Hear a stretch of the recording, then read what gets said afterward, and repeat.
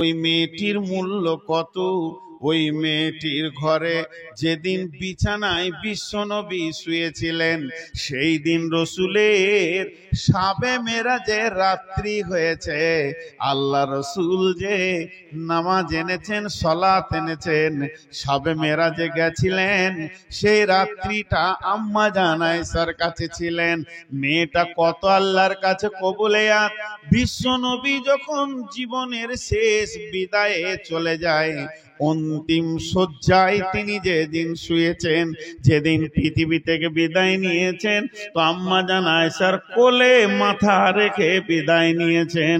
শুধু তাই নয়, যেখানে আম্মা জান আয়েশার বিছানা, আজ নবীজি ওই জায়গাতেই শুয়ে আছেন।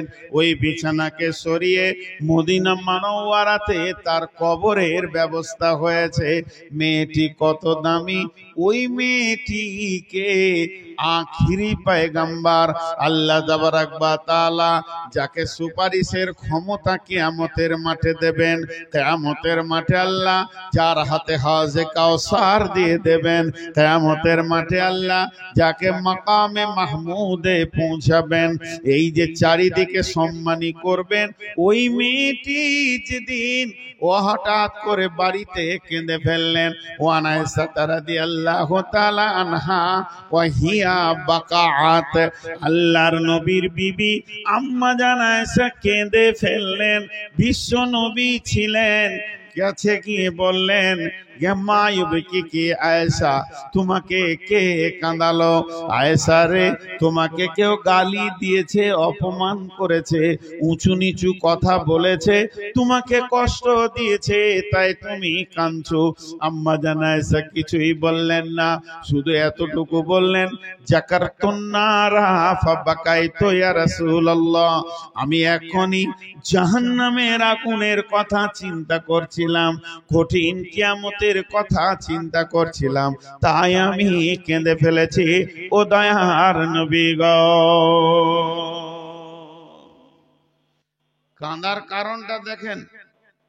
আমি এখন চেয়ারে বসে বসে কাঁদছি, হঠাৎ কমিটির লোক তো এটা মেনে নিতে পারবে না যে আমাদের মেহমান কেন কাঁদবে। তো আমাকে ইনি জিজ্ঞেস করছেন যে মৌলানা আপনি কাঁদছেন কেন? তা আমি কারোর দিকে আঙুল তুলে বলছি, ও আমাকে মারলে, ও আমাকে অপমান করলে, তখন এই কমিটির লোক বলবে আচ্ছা ঠিক আছে আপনি চুপ করেন, বিষয়টা দেখছি কি কতদূর করা যায়। কিন্তু যদি আমি একবার ওই কথাটা না বলি যে এই লোকটা মেরেছে, ওই লোকটা অপমান করেছে, এই কথা না বলে যদি আমি বলি যে জাহান্নামের আগুনের ভয়ে কাঁদছি, তো পৃথিবীর কোন পুরুষ আছে উঠে বলবে যে আপনি কাঁদিয়েন না, বিষয়টা আমি দেখছি? কারো ক্ষমতা আছে যে আমাকে বলবে যে আপনি চুপ করেন তো, বিষয়টা আমি দেখে লিছি? কত বড় সে মাস্তান আছে? কারো ক্ষমতা নেই, ওটা তো কাঁদারের জিনিস। আরে আপনি আমি তো দূরের কথা, স্বয়ং নবীজি। ছেলে ধরে আনতে পারবেন? ওই পেছনকার ছেলেকে ধরে নিয়েছেন, এই লাইটটা তুই দিয়ে যা, লাইটটা দিয়ে যা, লাইটটা দিয়ে যা, এই ওকে ধরে নিয়েছেন। আর কেউ কথা শুনে না, এত ধরে নিয়েছেন, লাইটটা নিয়ে আসেন না, লাইটটা আনেন। ওখান থেকে আমাকে আবার ইশারা করছে, ফাজলামো করছে। আর লাইটটা আনেন না, ওকে পরে দিব, তা ভালো। কথা বুঝে না কারা। তো আমার দিকে তাকান, সাধারণ মানুষের মুখে ছেড়ে দেন মুখের কথাকে, আমার মতো মানুষের মুখে ঝাঁটা মেরে দেন, সব কথা বাদ দেন। বিশ্ব নবী দেখেন, আম্মা জান আয়েশা যখনই বললেন যে আমি জাহান্নামের ভয়ে কাঁদছি, তো বিশ্ব নবীর মতো ব্যক্তিটাও পর্যন্ত চুপ, স্টার চুপ। আম্মা জান আয়েশাকে বলছেন না যে তুই চুপ, তুমি চুপ করো, বিষয়টা আমি দেখছি, এ কথা বিশ্ব নবী বলছেন না। খালি এই জায়গাটা একটু খেয়াল করতে বলছে, আপনাদের হাতগুলো ধরে মনগুলো অন্যদিকে নিয়ে যান না। যখনই ভাইটাল বায়ান হবে তখন চারিদিক থেকে শয়তানের আক্রমণ হবে। আপনাদেরকে আল্লাহর রাস্তে বলছি, এই জায়গাটা একটু ধ্যান দেন। আজকে বায়ানের মেল ভাইটাল পয়েন্ট এইগুলো। তো বিশ্ব নবী পর্যন্ত চুপ, আখিরি নবী চুপ। আম্মা জান আয়েশা সেখান থেকে কি বুঝলেন? আম্মা জান আয়েশা একটা জিনিস বুঝেছেন, তিনি গভীর জ্ঞানের মহিলা ছিলেন। তিনি গভীর তথ্যবহুল কথা বুঝতেন। তিনি একটা জিনিস বুঝলেন কি, যেটা বুঝলেন সেটা এটাই যে আমাকে নবীজি কত ভালোবাসেন। আমি কেঁদেছি তো নবীজি এসেছে, আমার চোখের পানি নবীজির দিলে প্রভাব সৃষ্টি করেছে।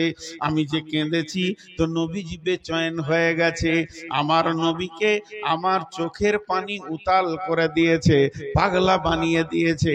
তাহলে আমাকে নবীজি কত ভালোবাসেন এর প্রমাণটা হয়ে গেল। তাই তিনি চালাক মানুষ, তিনি প্রশ্ন করলেন, হাল তাযকুরুনা আহলিকুম ইয়াউমাল কিয়ামাতি ইয়া রাসূলুল্লাহ। ও দয়ার নবী গো, ও আখিরি নবী গো, আপনি একটিবার বলেন, আজকে আমি পৃথিবীতে কেঁদেছি, পৃথিবীতে আমার কাঁদার কারণে এটা হলো মদিনার মাটি। আপনি দৌড়ে এসে আমাকে জিজ্ঞেস করেছেন, এখান থেকে আমি প্রমাণ পেয়ে গেছি স্ত্রী স্বামীর যে একটা কর্তব্য আছে স্ত্রীর ওপরে, তার বহির প্রকাশ আপনি দিয়ে দিয়েছেন। তাহলে আপনি আমাকে কত ভালোবাসেন, হৃদয় দিয়ে ভালোবাসেন, বুঝে ফেলেছি। ও দয়ার নবী গো, শুধু একটা কথা জিজ্ঞেস করছি, আপনি একটিবার উত্তর দেন। আজকে যেমন আমি কাঁদলাম, আপনি দৌড়ে এসে জিজ্ঞেস করলেন, এটা হলো মদিনার মাটি, এটা হলো মক্কার মাটি, এটা হলো আরবের মাটি, এক কথায় এটা দুনিয়ার মাটি। মানুষ এখানে কাঁদবে হাসবে, হাসবে কাঁদবে, কাঁদবে হাসবে, হাসবে কাঁদবে, এটা তো চড়াই উতড়াই লেগে আছে। কিন্তু এমন একটা দিন আসছে অচিরে, সেদিন মানুষ খালি কাঁদবে আর কাঁদবে, হাসার কোনো পালা থাকবে না। ও দয়ার নবী গো, সেই কঠিন দিনে কি আপনার বিবি বলে মনে পড়বে নাকি? সেদিন কি আপনি আমাকে বিবি বলে মনে রাখতে পারবেন? দয়ার নবী গো, একটিবার আপনি বলেন, সেদিন কি আজকের মতো যেমন জিজ্ঞেস করেছেন আপনি জিজ্ঞেস করবেন নাকি? বিশ্বনবী বললেন, আয়েশা রে, কিয়ামত 1-2 মিনিটের নয়, আর মানে 50,000 বছরে একদিন। আর সেই দিনে কিয়ামত চলবে চলবে চলবে চলবে, এর ভিতরে 3খানা এত ভয়ানক মৌকা আসবে। সালাসাতা মাওয়াতিনা ফালা ইয়াযকুরুনা আহাদুন আহাদান। ওরে আমার আয়েশা রে, সেই 3টে মৌকা এত কঠিন হবে, কেউ কাউকে মনে রাখতে পারবে না, কাউকে কারো উপরে স্মরণ থাকবে না। সেই 3টে মৌকা কোথায়? প্রথম নম্বর হলো ইনদাল মিজান, যখন দাড়ি পাল্লাকে নিয়ে আসা হবে, আর আমার আল্লাহ বলবেন, হাসরবাসী রে, তোরা তোদের আমলনামাগুলো নিয়ে আয়, এখন ওজন হবে, কেউ কাউকে মনে রাখতে পারবে না। আর দ্বিতীয়, যখন ডান হাতে বাঁ হাতে সার্টিফিকেট দেওয়া হবে আর বলা হবে, তোমরা নিজের নিজের আমলনামা পড়ে নাও আর রাস্তা ধরে নাও, সেদিন কেউ কাউকে মনে রাখতে পারবে না। আর 3 নম্বর জায়গা, ইদা ওয়াদিয়াত তরিক ফি দাহরি জাহান্নাম, জাহান্নামের মুখে যখন পুলিশের আটকে রাখা হবে, তখন কেউ কাউকে মনে রাখতে পারবে না। তার মানে নবীজি বলতে চাইলেন, আয়েশা রে, আমি তোমার স্বামী হতে পারি, আমিও মনে রাখতে পারবো না।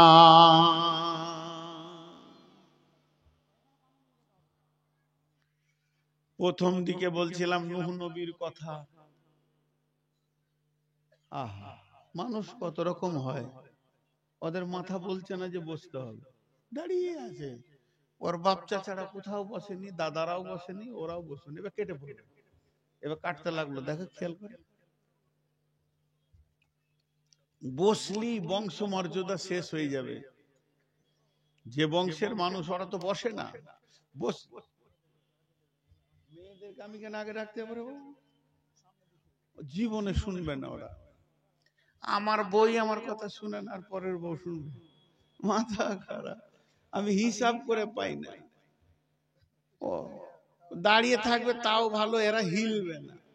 ওরা যদি হিলতো তাহলে গোটা দুনিয়ার মানুষ আর মাথা ঠুকে মরতো না। যে বিয়ে করেছে সে জানে যে জিনিসটা কি জিনিস, যার বিয়ে হয় নাই সে জানবে কি করে যে জিনিসটা কি জিনিস। আমি যাকে বিয়ে করেছি, যাকে খাওয়ার দেওয়াই আল্লাহ আমাকে দিয়ে, পোশাক দিই, চিকিৎসা দিই, ভালোবাসা, প্রেম প্রীতি, টাকা পয়সা সব দিই, সেই আমার কথা শুনে না। এ আফসোসের কথা রাখবো, বাপ তোমরা ছোট ছেলে বুঝবে না, চুপ করে থাকো। ও জিনিস আলাদা জিনিস, আল্লাহ দিয়েছে, দেখে ভালো লাগছে, দুনিয়া কাটিয়ে লাও, ছেড়ে দাও। ওদেরই বায়ন চলছে, এক চুল হিলাতে পারবে না। যাও, আমি বলে দিছি, মা আমার, বোন আমার, বেটি আমার, খালা আমার, সামনে দিকে আগিয়ে বসে, পেছনটা ছেড়ে দেন আল্লাহর ওয়াস্তে। আমরা তো আপনাদের ভিতরে ঢুকতে পারবো না যে ঠেলে সরিয়ে দেব, গায়ে হাত দেওয়া জায়েজ নাই। তো এতদূর আবেদন করছি, আপনারা একবার জায়গাটা চেঞ্জ করে মুখের দিকটা খালি করে দেন আল্লাহর ওয়াস্তে। জান হয় নাই, দেখে আসেন, রিজাল্টটাও দিয়ে দিচ্ছি সঙ্গে সঙ্গে। একটু হিলে নিল, একটু হিলে নিল জি। তো তিনটে ক্যাটালগের মধ্যে একটা বললাম তখন থেকে, সেটা কি, যে স্বামীটা ভালো, স্ত্রীগুলো খারাপ। হিলবে না কেন? না, বিশ্ব নবী পর্যন্ত নিজের বিবিকে কথা বলেনি যে আয়েশা তুমি চুপ করো, আমি দেখে নিব কিয়ামতের মাঠে তোমাকে কি করে বাঁচাতে হয়। অতএব নিজের নিজের আমলের ময়দানে দাঁড়াতে হবে। হে আমার মা, ওরে আমার বোন, ওরে আমার বেটি, যদি আপনার স্বামী হাজারো পরেজগার হতে পারে, আপনাকে নিজের আমলে নিজেকে দাঁড়াতে হবে। একটা হলো। এবার দ্বিতীয়টা বলছি, স্বামীটা খারাপ, বিবিটা ভালো, এটা আবার কেমন? বিসমিল্লাহির রহমানির রহিম।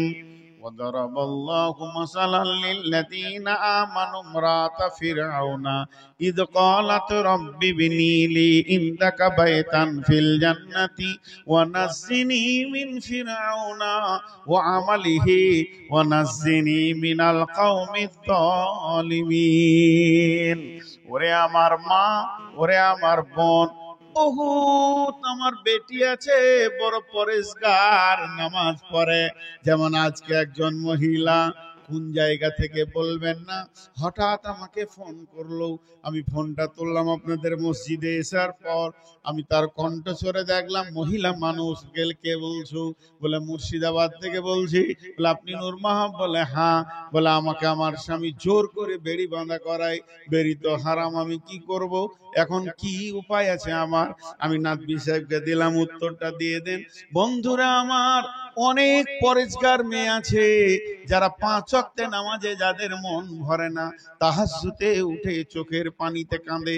অতএব পরেজগার মেয়ে আছে, কত ভালো মেয়ে আছে, নিজেকে পর্দার সঙ্গে দুনিয়া করে, বেগানা পুরুষের সঙ্গে কথা বলে না, এটাকে সে নোংরা মনে করে। এই যে ভালো ভালো মেয়ে পৃথিবীতে রয়েছে, কিন্তু দেখবেন নসিব কেমন, ওদের স্বামীগুলোই আবার বড় খচ্চর।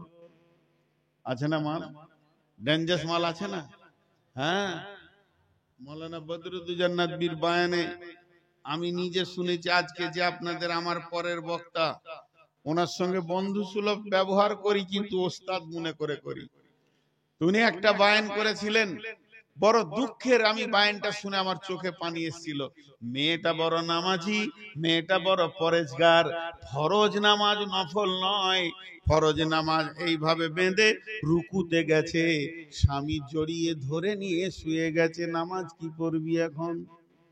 এটা কোন বয়স? এত নামাজের বয়স নয়, এখন রিল্যাক্স করব, হইচই করব। বিবিকে নামাজ পড়তে দেয় না, বাপকে ফোন করে, আব্বা আমাকে নিয়ে চলো, সেকে নিয়ে যাচ্ছে। বলে হঠাৎ কেন মায়ের বাড়ি যাবি? শাশুড়ি জিজ্ঞেস করছে। বলে মা যাই, একবার যেতে দেন, আমাকে মনটা অনেক খারাপ লাগছে।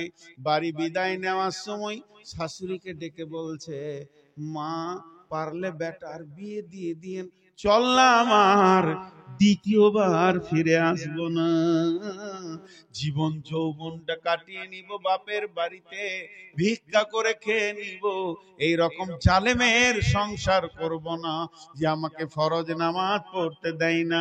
বহু মহিলা নির্যাতিত অবস্থায় রয়েছে, এরা কি করবে? তাহলে কি স্বামীর জন্য এরা জাহান্নাম চলে যাবে না?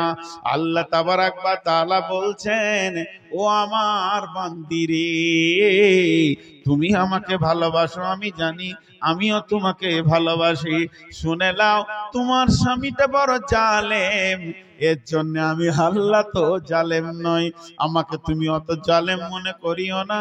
শুনে নাও, তোমার স্বামী জাহান্নাম গেলেও আমি আল্লাহ তোমাকে জান্নাতে দিব। পৃথিবীর বুকে, পৃথিবীর বুকে, পৃথিবী যত দিন হয়েছে, পৃথিবীর বুকে সব থেকে বড় জালেমের নাম হচ্ছে ফেরাউন।